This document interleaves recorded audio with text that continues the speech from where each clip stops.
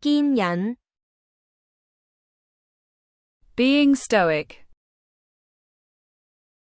堅忍的人會勇敢面對逆境，不抱怨，不逃避，保持樂觀和希望，同時懂得求助和照顧自己。A stoic person bravely faces adversity, does not complain or avoid difficulties, stays optimistic and hopeful, and also knows how to ask for help and take care of themselves.